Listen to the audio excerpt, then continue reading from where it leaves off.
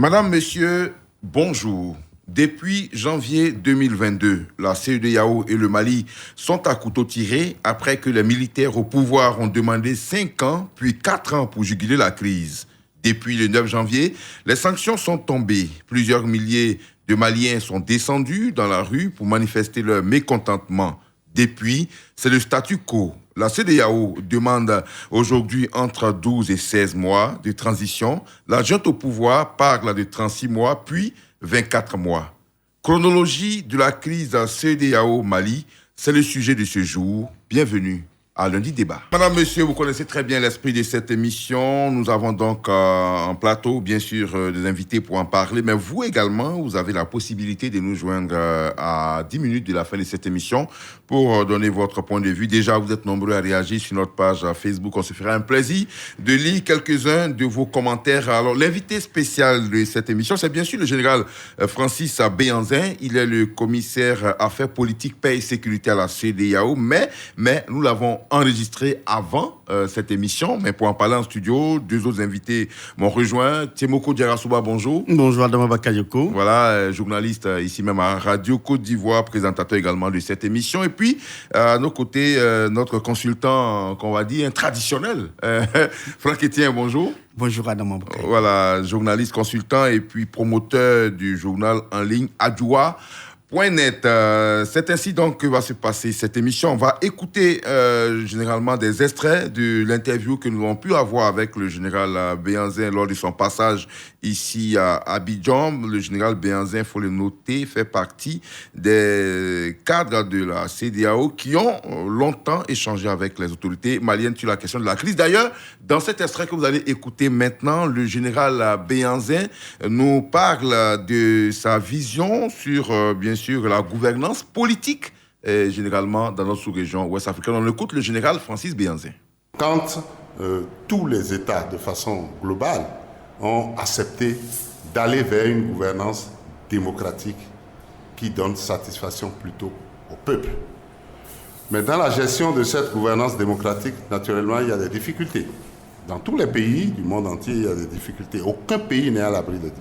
J'ai assuré la gestion de l'observation électorale de 14 États membres pour des élections référendaires, législatives et présidentielles, surtout présidentielles. Nous avons géré au niveau de la commission de la CEDEAO 14 élections présidentielles depuis 4 ans. Les unes les plus difficiles que les autres. Globalement, si je dois donner mon point de vue, dans nos 15 États, de façon générale, nous avons des problèmes de gouvernance politique.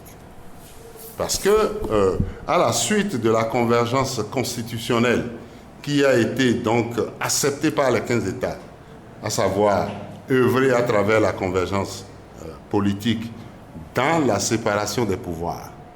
Dans tous nos 15 États, nous avons le pouvoir exécutif, nous avons le pouvoir législatif, nous avons le pouvoir judiciaire, qui sont théoriquement peu ou prou séparés. Je pèse bien mes mots parce que je sais de quoi je parle. Maintenant, ces différents pouvoirs sont animés par des acteurs. Mais il est dit dans toutes nos constitutions que ce sont les acteurs politiques qui animent la vie politique. Moi, je voudrais, sur la base de la gouvernance politique, prier les acteurs politiques de mettre l'intérêt supérieur de la nation au-dessus de tout. Voilà, à l'instant, le général Francis Béhanzin, qui est le commissaire affaires politiques, paix et sécurité à la communauté économique des États de l'Afrique de l'Ouest, à CEDEAO, sa vision sur la gouvernance politique. Il a dit, il a supervisé pas mal d'élections dans notre sous-région. Alors, Temoko Diarasuba, déjà, sur ces propos du général Béhanzin, qu'est-ce qu'on peut en tirer effectivement? Ce qu'il faut en tirer, c'est qu'à entendre le général Béhanzin, comme vous le disiez tantôt, c'est un fin connaisseur, j'allais dire, des rouages démocratiques, avec tout ce que ça comporte comme dérivés, je vais dire, la gouvernance, l'état des droits, enfin, ce qui peut contribuer à améliorer les conditions de vie des populations. Donc c'est tout ça mis dans le moule qui rentre donc en ligne de compte dans ces questions de gouvernance. Entendre le général Béhanzin, c'est, je vais dire, après toutes ces années passées à superviser donc des élections, je crois qu'il lui tire les conclusions. Il parle de problèmes de gouvernance, mais pour le général, à l'entendre, c'est que l'Afrique de l'Ouest n'a pas véritablement bougé sur ces questions-là.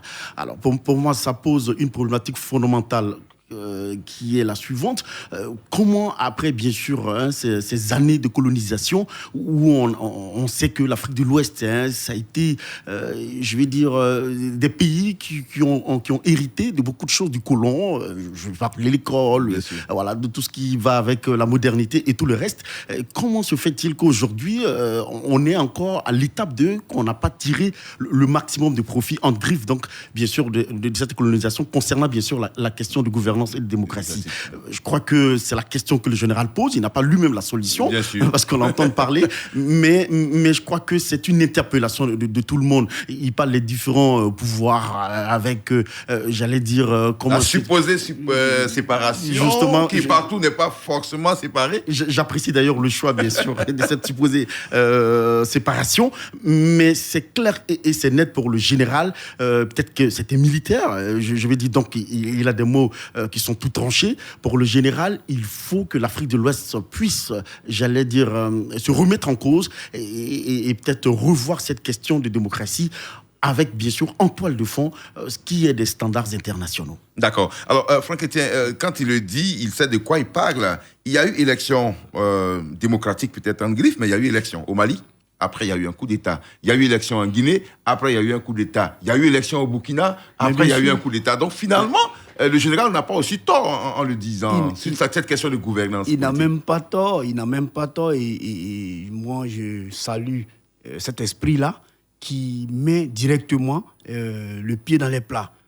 Parce que, quoi qu'on dise, toutes les causes qu'on peut énumérer, toutes les raisons qu'on pourrait avancer, il y a d'abord la raison qui est fondamentale, c'est la raison de gouvernance. Et ça, quand les dirigeants africains, surtout ceux qui sont des décideurs au niveau de la CEDEAO, vont prendre, la mesure de la situation et se déterminer vraiment à régler les problèmes de gouvernance, je pense qu'on pourra juguler ce qu'on vit maintenant, la série des coups d'État. Parce que le général l'a dit, il a participé en 4 ans à 14 élections.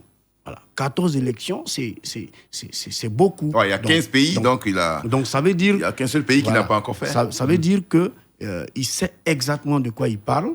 Et bon, j'espère que ses pairs l'ont entendu et que ses pairs décide en tenant compte exactement de cette situation de gouvernance. Deuxième chose que je voulais remarquer, c'est un général. C'est un général, visiblement un général de l'armée, parce que je ne le connais pas suffisamment. Donc, un général de l'armée. Béninois. Ça veut dire qu'à un moment donné, si un général de l'armée peut poser, un diagnostic pareil, ça veut dire qu'à un moment donné, en Afrique, on ne doit pas seulement se cantonner sur le fait que les militaires doivent rester en caserne. Okay. Voilà, ça aussi, c'est une piste de réflexion qu'on devait pouvoir mener. Alors, on va écouter plus loin parce que, quelque part, il dit aussi que les militaires n'ont pas forcément la solution aux crises politiques.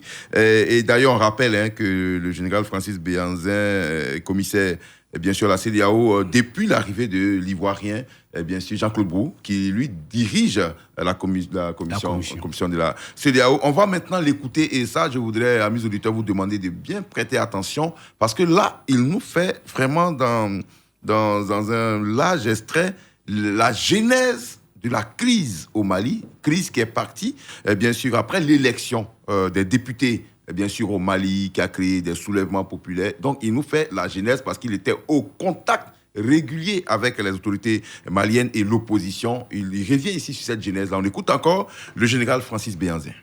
Dès nos premières marches dans la mandature de la commission de la CEDEAO dirigée par le président Jean-Claude Cassibrou, nous sommes allés au Mali pour des élections présidentielles en 2018.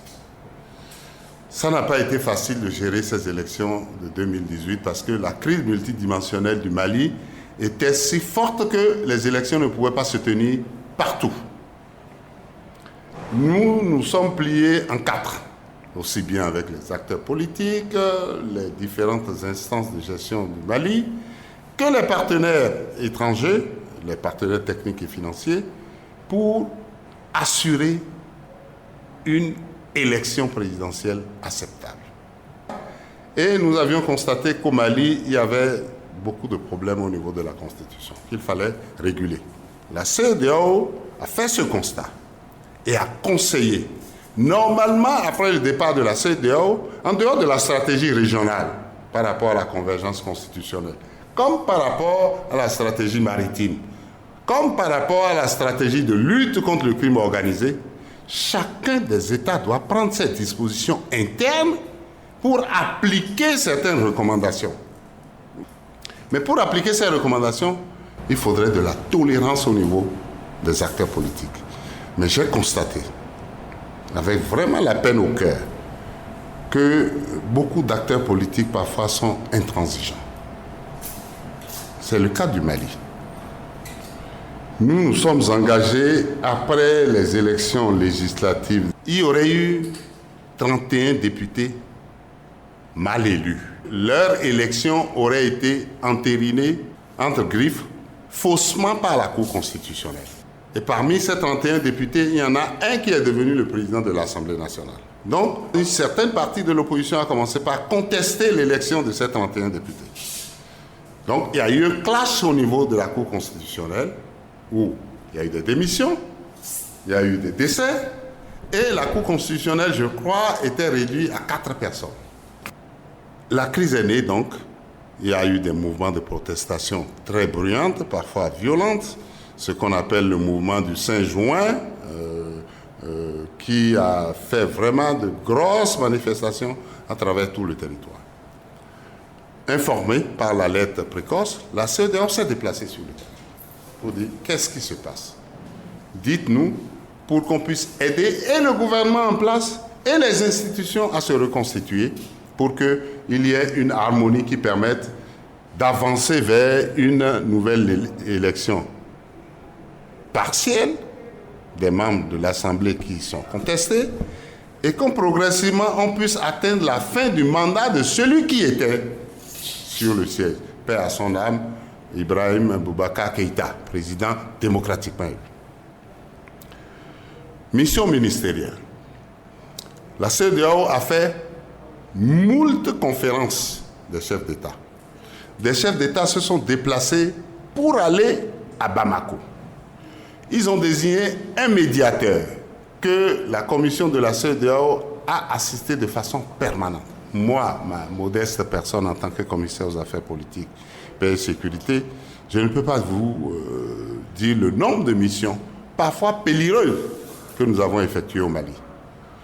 En temps de Covid 2020, juin 2020, jusqu'à l'avènement du coup d'État, nous avons effectué plus d'une dizaine de missions, y compris le déplacement des chefs d'État et les conférences au sommet des chefs d'État. En août 2020, le médiateur et moi étions encore à Bamako. Je crois le 12 ou le 13 août 2020, pour amener les acteurs politiques à s'entendre. Parce que nous avons réussi à éroder les prérogatives du chef de l'État dans la reconstitution de la Cour constitutionnelle.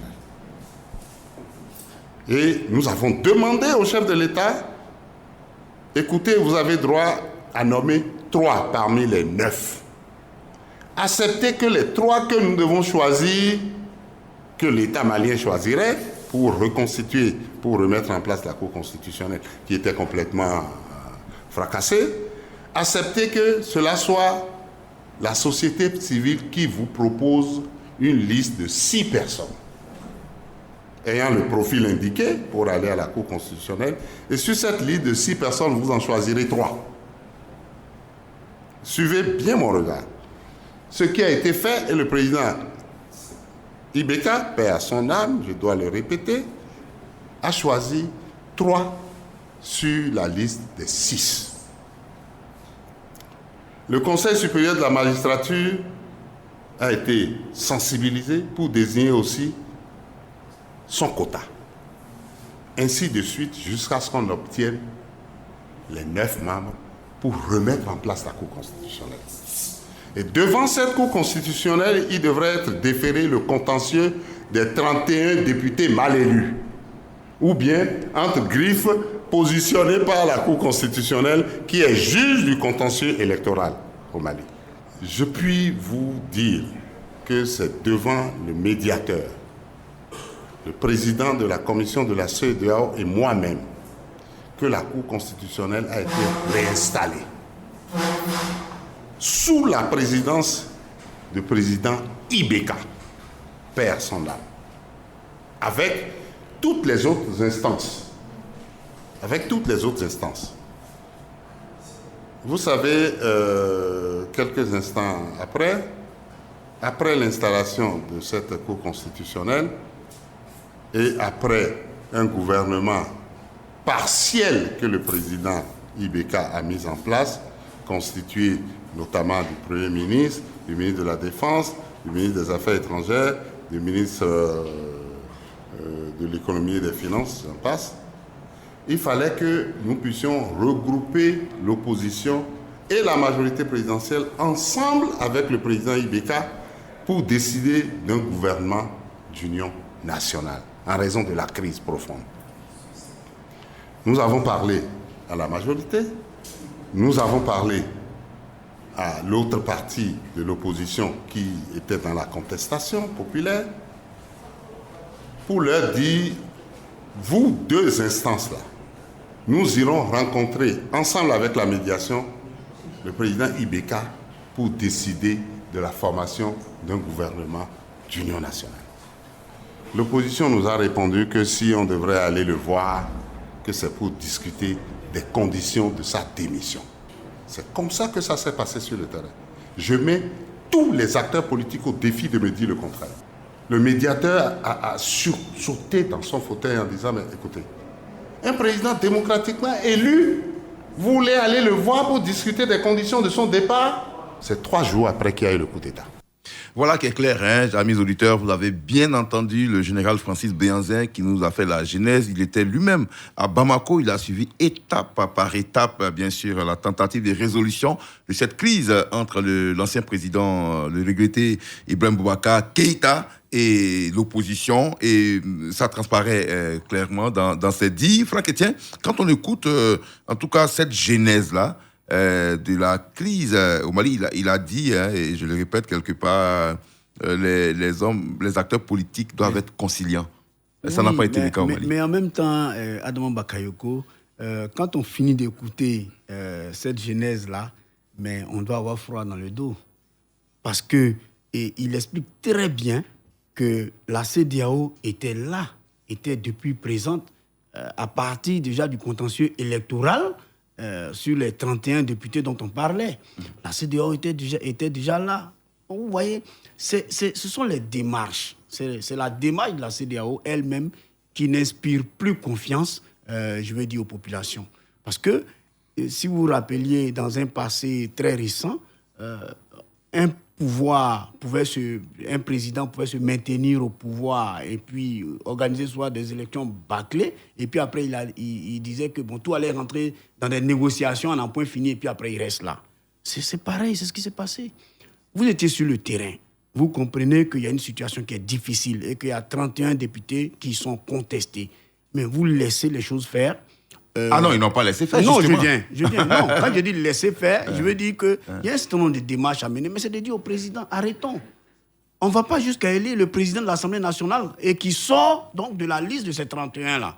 C'est-à-dire, on ne dit pas ça. On dit arrêtons, recommençons ces élections-là avant même d'installer l'Assemblée nationale. Ok, donc la démarche de la CEDEAO aurait été de reprendre les élections législatives. Tout de suite. Mais qu'est-ce qu'on fait? On laisse l'Assemblée nationale continuer. On élit un président de l'Assemblée nationale qui sort donc de la liste de ces 31-là. Et puis après, on dit non, on va aller refaire un conseil constitutionnel pour venir réorganiser les élections. Quelqu'un a déjà été élu président de l'Assemblée nationale. L'État est en train de commencer à fonctionner. On dit on va réorganiser. En ce moment-là, et puis après encore, qu'est-ce qu'on fait? On met de côté la constitution malienne. Parce que quand il dit que finalement, on obtient du président qui ne nomme pas qui nomme seulement que 3 personnes. Que dit la constitution malienne en ce sens? Mais justement, le blocage est venu du fait que... Donc, quand vous-même, vous créez déjà des fissures, quand vous créez déjà des petites, comment on peut dire ça même, des petits chemins, choses, après, ça devient compliqué. Bon, okay. Voilà. Ça, c'est selon, parce que quand on écoute la nouvelle, la Cour constitutionnelle qui devait être installée, devait justement vider le contentieux des 31 députés. Oui, mais pourquoi on ne maintient pas, pourquoi on ne maintenait pas, par exemple, l'ancienne Cour constitutionnelle? Mais justement, parce qu'elle a décidé, vous savez qu'en matière d'élection, c'est le juge final. Quand il a décidé, c'est fini, c'est inattaquable. Donc la CEDEAO tente de mettre en place une nouvelle Cour constitutionnelle qui va justement revenir sur les conditions d'élection de ces 31 députés. Est-ce que c'est ce que la Constitution permet? Mais justement, quand on a une crise politique de telle envergure, il faut trouver des solutions. Et je pense que, en tout cas, je pense que c'est votre appréciation. Thiemoko, vous avez quelque chose à dire? Oui, mais moi, j'ai une autre lecture de la situation. Je pense que quand on est dans une crise, c'est vrai que le Mali, en la matière, sans pour autant créer de précédents diplomatiques et tout le reste, voilà un pays qui enregistre à lui seul 5 coups d'État. Alors, quand vous prenez un peu, quand vous rentrez dans les genèses de ces différents coups d'État, vous allez voir que, à quelques détails près, il y a des similitudes dans la façon d'agir. Oui, on n'est pas content, on est mécontent, on essaie d'instrumentaliser, on tire les ficelles par-ci, par-là. Et quand vous écoutez le général, je veux dire que les démarches ont été tellement respectées. Moi, c'est le point de vue de Franck, que personne ne pouvait s'imaginer un coup d'État renversant feu Ibrahim Boubacar Keïta. Ce que les Maliens doivent comprendre, il le cite déjà en début de propos, c'est la tolérance. Vous avez parlé de conciliance, c'est bien cela. Il faut que le peuple comprenne que je veux dire, quand on appartient à une instance sous-régionale ou internationale et tout le reste, il y a aussi le fonctionnement de cette instance-là. L'instance n'a pas, je veux dire, cette obligation de venir vous dicter. Ce n'est pas une juridiction supra-internationale ou permettez le mot que vous, choisissez le mot que vous souhaitez. La CEDEAO, pour moi, ils ont fait ce qu'il y avait à faire. Ils ont suivi la démarche. Dieu seul sait ce que ça leur a coûté. C'est normal, on appartient à une organisation. On prend les devants des choses. Ils rentrent tout ce qu'il y a comme élément dans le process. Et in fine, j'allais dire... Ils étaient presque au bout de la crise. Grande surprise de voir que... Mais des deux choses l'une. Mais s'il n'y a pas d'État, il n'y a pas d'élection, il n'y a pas de citoyens maliens, il n'y a pas de lutte contre le djihadisme, il n'y a pas, permettez-moi les exemples, il y en a plusieurs. Donc c'est pour cela, quand on va à une table de négociation, on ne peut pas être rigide sur certaines questions, surtout la question de l'éligibilité des chefs d'État, qui plus est, a été élu. Mais a été élu par des Maliens. Et si, tel que dans le processus de démocratisation de ce pays-là, il arrive qu'à l'étape des législatives, vous dites, oui, mais qui a dit que les 31 députés dont on remettait en cause l'élection étaient, j'allais dire, le pourcentage qui permettait de valider une élection à l'Assemblée nationale? Personne. Je comprends que peut-être que c'est les 1/3 des députés qu'il fallait remettre en cause. Et IBK accepte. J'allais dire avec, bien sûr, cet esprit de cohérence, de cohésion sociale et tout le reste, accepte qu'on puisse mettre les cartes sur la table et les rebattre et les rejouer. Ouais. Mais diantre, qu'est-ce qu'on veut finalement? Non, il accepte comment? Moi, je lui dis... Il accepte qu'on lui enlève des prérogatives. Hein, justement. On dit, monsieur, vous n'avez pas le droit, vous avez juste le droit de choisir 3 magistrats parmi les 9. C'est-à-dire que 2/3 des magistrats qui vont siéger à la Cour constitutionnelle ne répondent même pas de IBK. Non, ça, vous savez. Dans aucun pays, Franck, vous le savez, c'est difficile qu'un chef d'État puisse accepter la situation dans l'État. La difficulté avec la CEDEAO et avec un certain nombre d'institutions, c'est que les Africains ont perdu confiance dans leurs institutions. Et le général l'a posé si bien au départ, il a parlé de la gouvernance. Quand la confiance est rompue, quand vous êtes conscient que la confiance est rompue entre les populations et leurs élites, c'est compliqué. Oui, qui forme la CEDEAO? La CEDEAO, c'est un groupe de chefs d'État. Les chefs d'État qui sont démocratiquement élus dans leur pays. Donc, ce n'est pas à un pays, les populations d'un seul pays à remettre en cause, j'allais dire, ce groupement de chefs d'État. Donnons-nous un exemple qui est très contemporain. Mais très vite, parce qu'on doit écouter notre extrait, le temps court. Donnons-nous un exemple qui est très contemporain. Et je l'assume, j'assume mes propos. Alors, si la France, dans le conflit ivoirien en 2010, n'avait pas décidé d'intervenir sous mandat de l'ONU de façon énergique, de façon militaire, si on comptait sur cette CEDEAO et sur cette UA, on serait encore dedans. Parce qu'on se rappelle, ils ont même donné des délais. Et chaque fois, c'est comme ça, on donne des délais, on dit non, pas du 31 janvier, c'est terminé. Voilà ce qu'on a décidé, voilà ce qu'on a décidé. Après, quand c'est pas terminé, on dit encore ainsi de suite. Donc finalement, les peuples, les populations ont perdu confiance dans leurs institutions. Okay. Donc, quand on veut régler un tel problème pour 31 députés, moi je pense qu'on serait simplement allé dire aux gens, allez refaire les élections et revenir. Et toutes les élections, avec tous les moyens que cela suscite. Mais bien sûr. D'accord, on va y aller pour la suite. On va toujours écouter le général Francis Béhanzin. Et là, il parle maintenant du bras de fer entre la CEDEAO. Vous avez écouté la genèse. On a essayé de sauver la situation. Le coup d'État est venu. Après le coup d'État, il y a eu encore un autre bras de fer parce que la CEDEAO estime que les militaires n'ont pas respecté leurs paroles. On va écouter dans les détails ce qui s'est passé après. Les militaires ne sortent pas de leur caserne tant que la situation sociopolitique ne se dégrade totalement et complètement. Donc, le blocage est intervenu à cette étape-là de la médiation de la CEDEAO. Personne ne se rappelle ces éléments de détail. Et quand le coup d'État est intervenu, la CEDEAO est remontée sur le terrain pour savoir pourquoi, comment, etc., etc., etc. C'est vrai que la situation sécuritaire n'est pas du tout bonne au Mali. Le Mali étant une porte d'entrée majeure sur l'espace CEDEAO, à travers le Sahel, tous les autres États peuvent être contaminés à tout moment. D'où le Burkina, d'où le Niger, d'où les attaques à Kafolo ici en Côte d'Ivoire, les attaques au Bénin, etc., etc. Et la mafia terroriste prégnante Boko Haram au Nigeria. Vous voyez, ça fait 4 États de front qui sont dans notre escarcelle sous-régionale. Donc c'est inquiétant pour toutes les populations. Mais étant donné que les protocoles de gestion des activités et de la vie communautaire indiquent qu'aucun militaire ne peut accéder au pouvoir par la force, la CEDEAO a dit, vous ne pourrez pas rester plus longtemps. 1. Si vous voulez rester, vous devez mettre en place un gouvernement civil. D'où la désignation d'un président civil,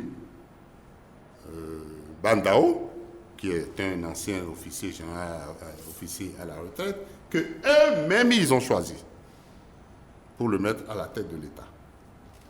Ils ont choisi un premier ministre civil.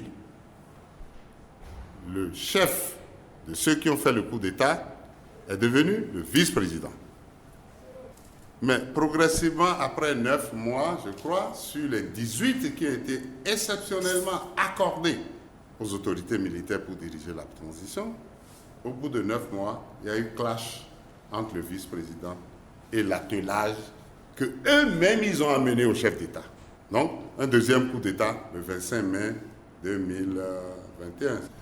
Donc, mais les chefs d'État ont dit, c'est pas possible. Nous avons retenu qu'à aucun moment le vice-président ne devrait remplacer le président de la République, qui a été désigné par eux-mêmes. Qu'est-ce qui a été à la base de ce clash? La formation d'un nouveau gouvernement où des autorités militaires ont été renvoyées du gouvernement sans le consentement et sans l'avis du vice-président qui était le meneur du coup d'État.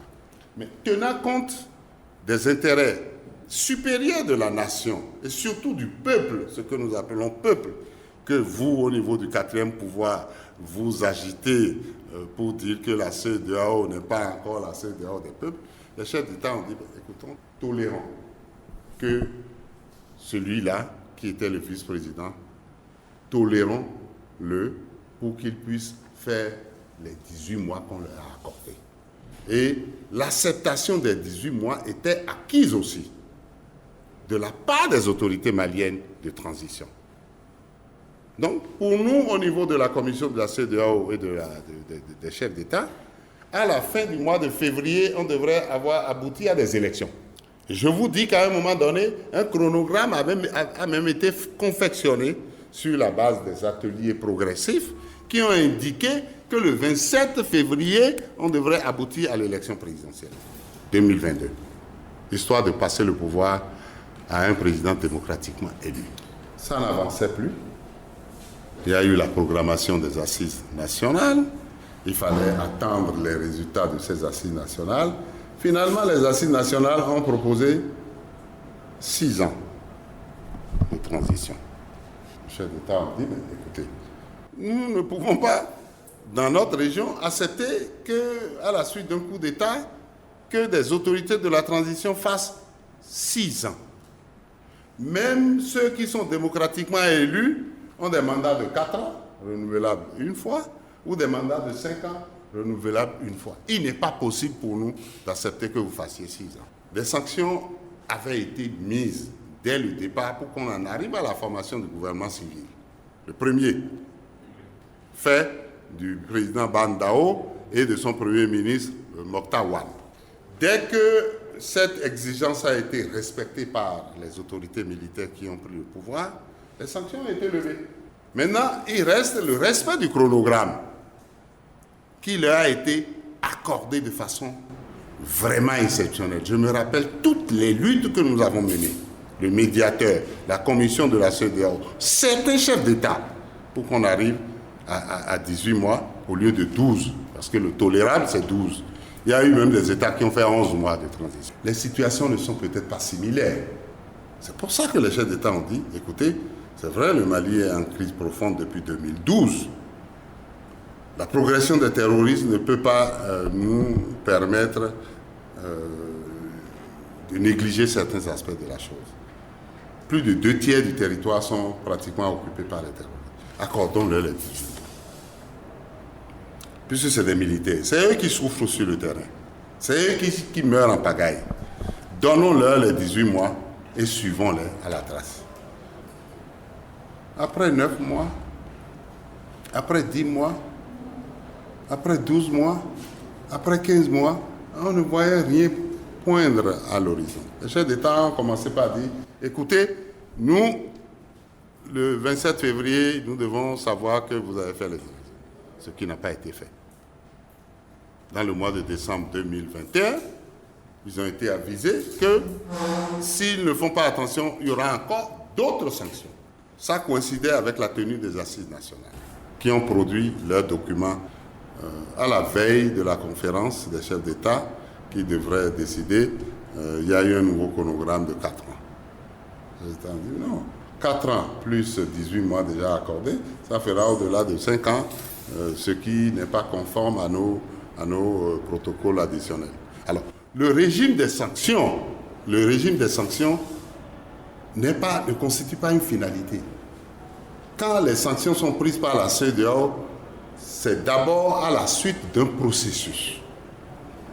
Un processus que je peux déchiffrer en 3 étapes.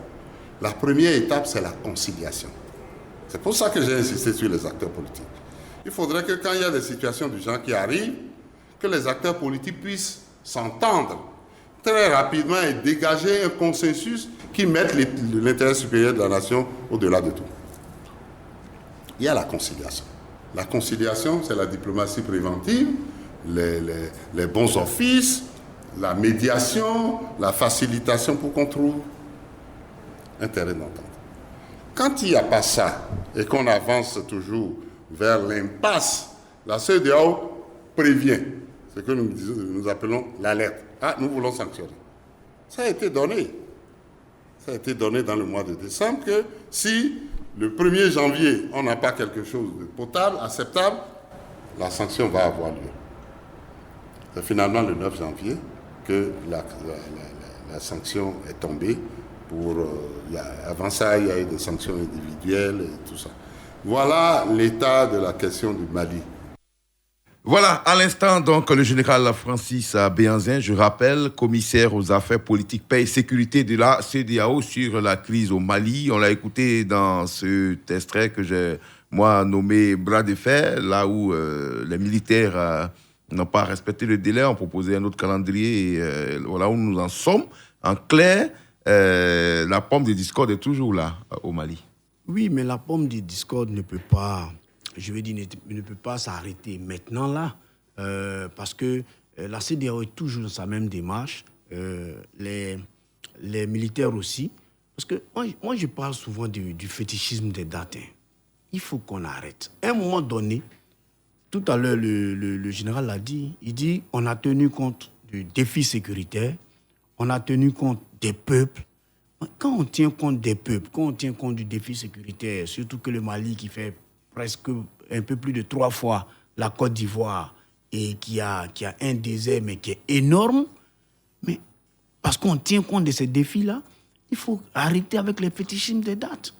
Il faut mettre en place un chronogramme qui prenne en compte, je veux dire, en même temps qu'on est en train de chercher à organiser les élections, qui prennent en compte la lutte contre le terrorisme. Aussi donc les 6 ans pour vous, c'est bon? Non, pas que les 6 ans, c'est bon. On était dans un jeu, d'un jeu politique, c'est clair, comme dans un jeu de poker. Chacun essayait de faire ce qu'il... La preuve, c'est qu'aujourd'hui, on est à combien d'années? On est à 2 ans. Ils ont proposé 2 ans. Oui, 2 ans, la CEDEAO dit... Et la CEDEAO parle de... Pas plus de 16 mois.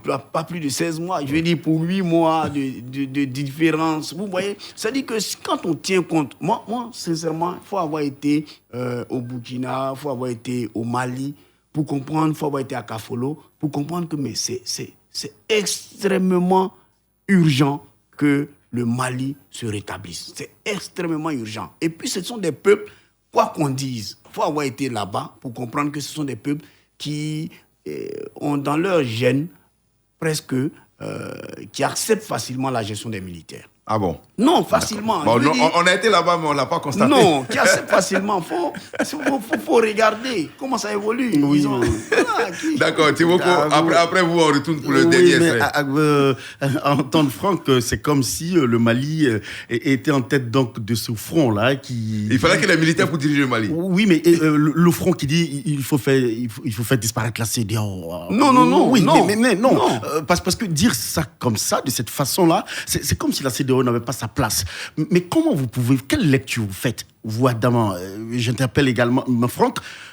Quand la CEDEAO s'implique dans la résolution d'une crise dans ce pays-là, au Mali, et qu'on fixe un chronogramme avec des dates bien précises, parce qu'on sait aussi qu'avec les Maliens, c'est que oui, on accepte, et puis demain, dès qu'on prend son petit déjeuner, on dit que non, on ne veut plus, parce que bon, le beurre qu'on cherchait n'était pas sur la table. Mais ça ne fonctionne pas comme ça. Et que maintenant, la CEDEAO décide, cette CEDEAO que vous ne respectez pas, qui n'est plus crédible à vos yeux, décide de mettre des sanctions économiques. Et tout le monde crie non, la CEDEAO devait revoir sa copie. Mais c'est quoi? Ce double jeu, non, ça ne fonctionne pas. De relance. Oui, mais ça a été le même cas pour la guerre russo-ukrainienne. Oui, mais l'Union européenne ne fait que prendre des sanctions. Qu'est-ce qu'il peut bien faire? Une question de relance. Oui, mais est-ce que vous pensez que ces sanctions-là, c'est les sanctions, c'est normal, c'est avec ces sanctions que vous pouvez dissuader les uns les autres? Adama, une question de relance. Rapidement, parce qu'on a vous êtes convaincu qu'on peut organiser les élections aujourd'hui au Mali et dans tout le Mali? On répond dans 4 minutes. On va répondre dans 4 minutes. On écoute le dernier extrait du général Francis Béhanzin sur justement cette sortie des crises au Mali.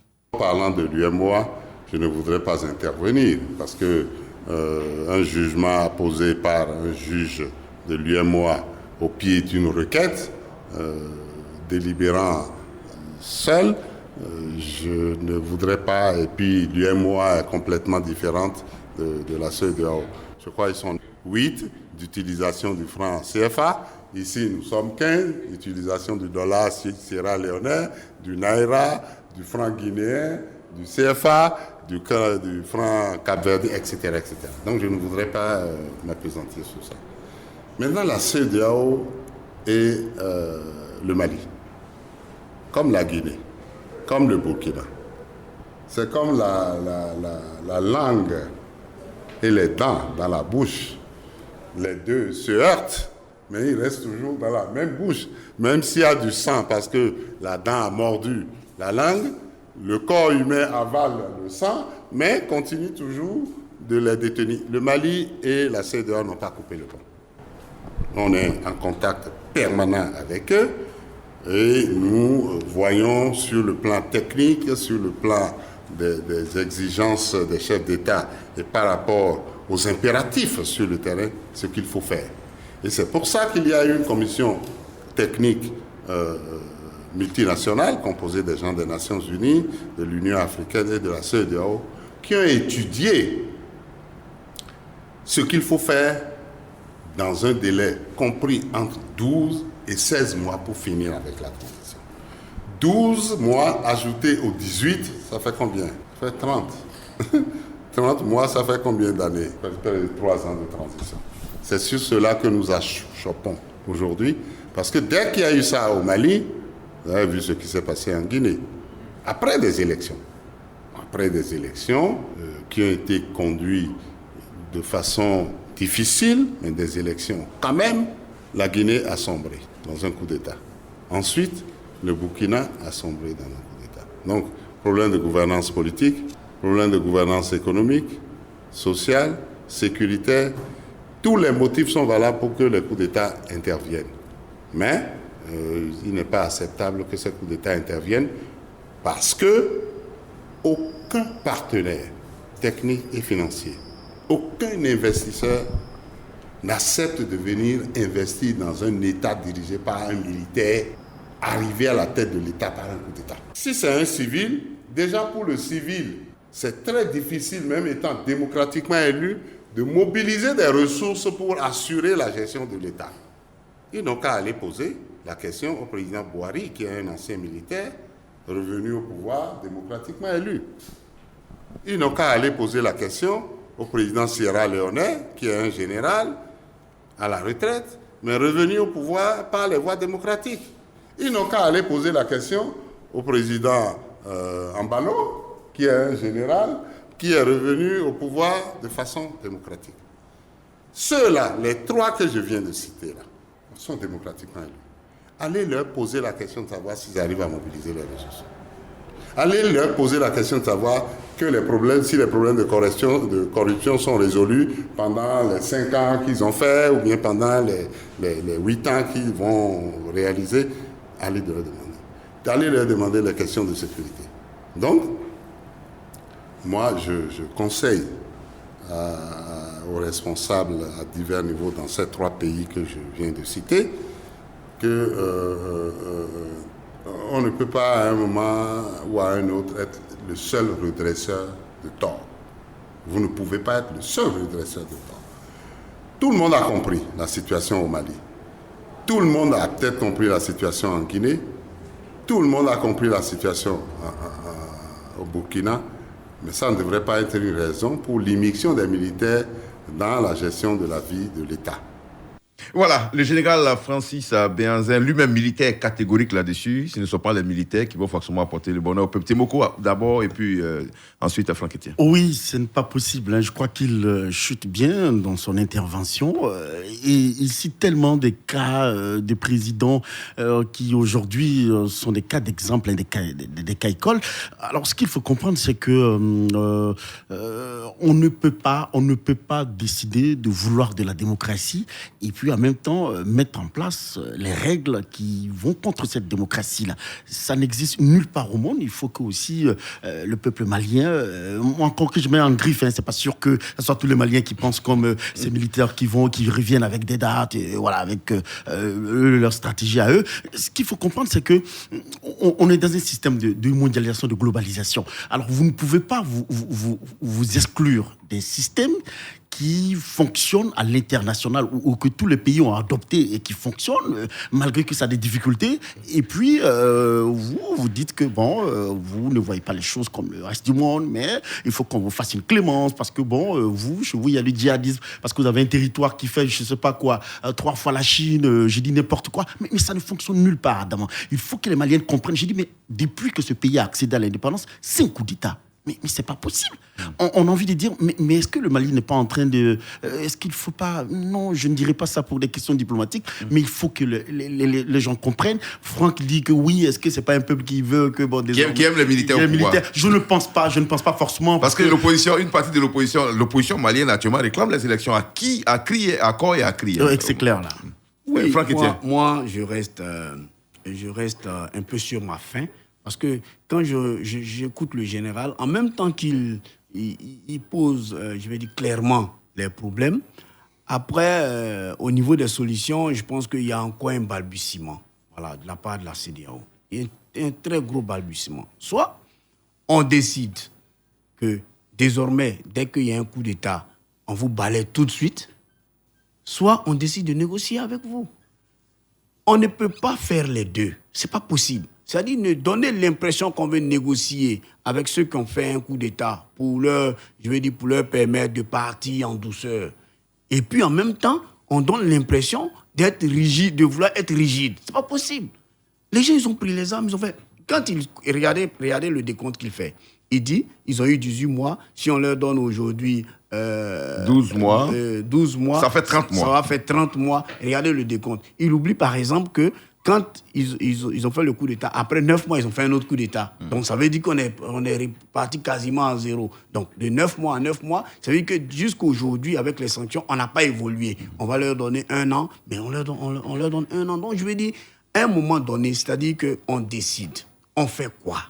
Voilà. Donc la CEDEAO doit laisser le Mali tel qu'il est. Je ne demande pas. Les militaires peuvent faire... Et justement, tu me permets de revenir sur ce que Timoka Diarra-Souba disait tout à l'heure. Je ne dis pas, je ne souhaite même pas que la CEDEAO disparaisse. Je souhaite que la CEDEAO se réforme en tenant compte de nos évolutions.